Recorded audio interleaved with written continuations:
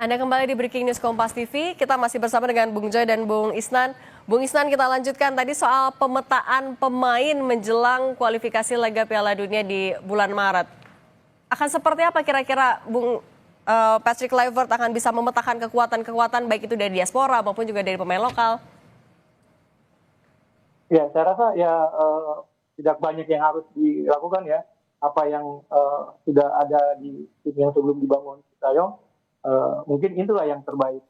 Ya, yang tadi ini kita bahas, yang saya sampaikan tadi, mungkin dia mempertajam lagi di lini depan kita, pemain-pemain yang sudah ada, mungkin bisa diberikan kesempatan lagi, karena kan kesulitan kita, kendala kita yang tadi disampaikan Bung Joy dan saya juga tadi kan, kelemahan kita kan di lini depan. Ya, mudah-mudahan Kluivert bisa membaca situasi ini dan bisa memperbaiki.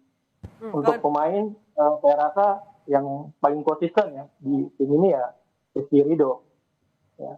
Kalau dari Bung Joy gimana? Kira-kira apakah Patrick Kluivert akan mampu memberikan kesetaraan yang sama, kesempatan yang sama untuk pemain diaspora dan juga pemain lokal dengan waktu yang mepet banget menuju Maret?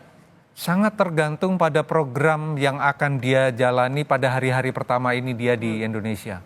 Apakah federasi memberi banyak keleluasaan dan untuk Patrick Kluivert berkeliling dan diberi. Jadi gini, kalau saya berpikirnya begini, dia pasti akan meminta data dulu pada orang-orang yang kompeten di federasi. Ada Indra Safri, ada Coach Nova, ada banyak orang yang pegang data pemain-pemain Indonesia sekarang.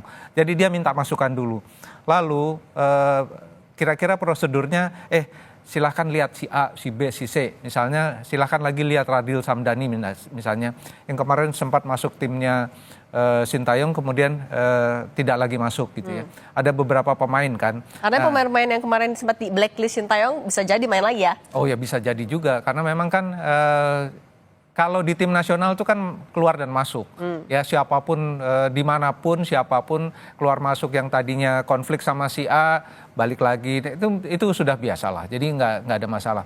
Problemnya adalah apakah pemetaan dan fooding bahan yang diberikan oleh tim Indonesia, apakah itu Indra Safri atau siapapun, itu mampu meyakinkan dia, oke, saya mau lihat si A, saya mau lihat si B. Karena dia tidak bisa hanya menerima data, dia harus melihat pertandingan Liga 1 gitu loh. Kalau waktunya ada dan kalau ada kemauan juga atau ada perintah dari federasi. Kalau tidak ada perintah, dia akan melakukan hal yang paling simple, yaitu sekarang dia maintain yang sudah ada. Dia nggak perlu nambah-nambah lagi karena dia tahu kan recordnya juga gitu loh. Jadi record yang sudah dipegang oleh Sintayong dia tahu kan gitu loh. Jadi dia tinggal melihat raportnya pemain lokal yang ada di timnya Sintayong. Raportnya Asnawi, Marcelino Ferdinand, Pratama Arhan, Ramadan Sananta, Hoki Caraka. Dia akan lihat raportnya. Lalu dia kemudian bilang, oke, saya akan benahi ABCD. Si A, ABCD.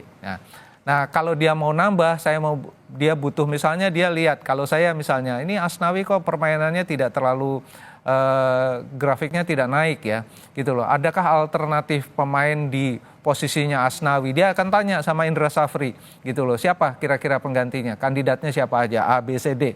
Oke, saya mau lihat.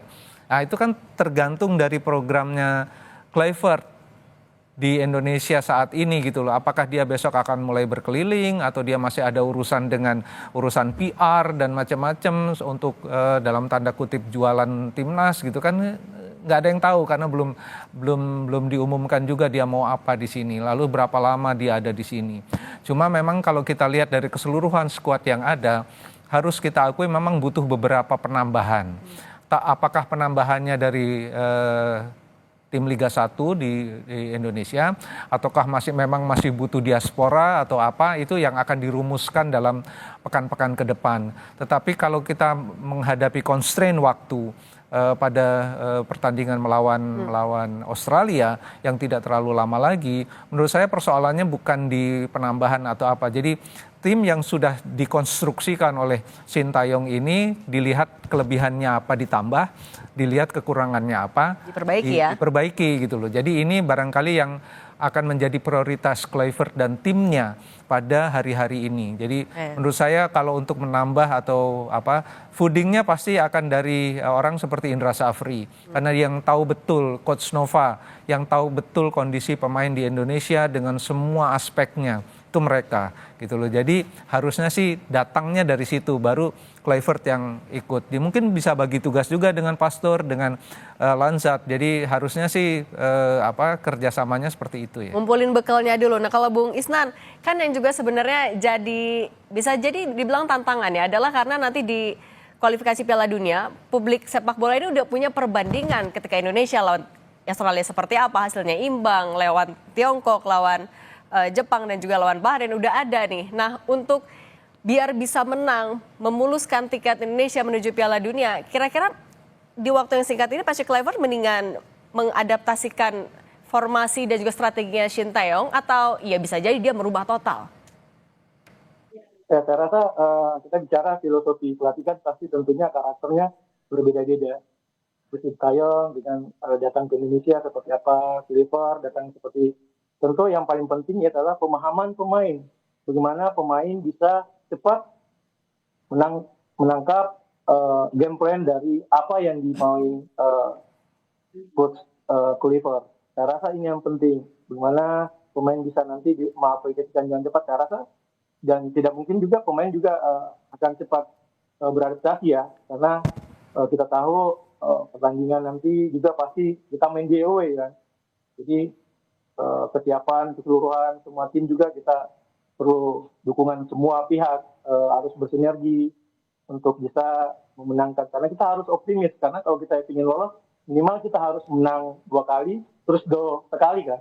Jadi harapan saya tentunya kita bisa meraih kemenangan 2 kali dan draw sekali untuk meloloskan kita ke Piala Dunia.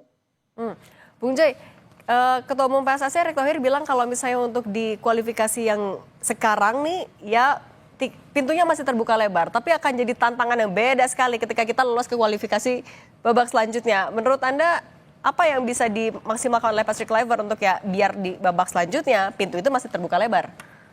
Ya, memang bicaranya step by step ya, harus lolos dulu. Kalau untuk lolos langsung sebagai peringkat kedua memang berat banget, karena ada 2 lawan berat yang masih harus dihadapi Indonesia, Jepang di Osaka, Australia di Sydney. Jadi peluang besar menang itu hanya lawan Cina di Jakarta, lawan Bahrain di Jakarta. Jadi maksimal poin yang bisa didapat barangkali cuma 6 atau 7 ya. Untuk dapat 8 atau 9 ya agak berat lah, dengan segala maaf harus dikatakan itu.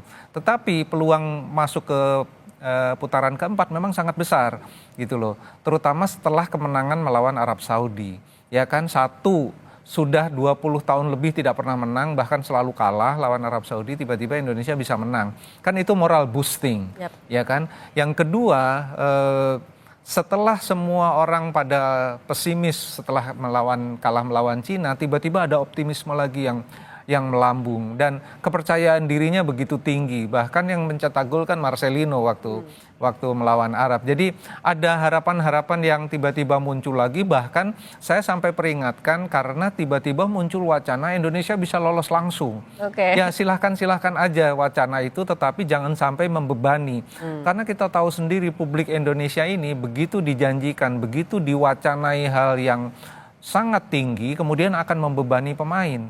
Membebani federasi juga, membebani pelatih. Ini yang menurut saya jadi kontraproduktif. Tetapi kalau step by step, karena kan sejak awal Indonesia masuk ke grup C, tidak ada satu orang pun di bumi Indonesia ini yang mengatakan bahwa Indonesia bisa lolos langsung.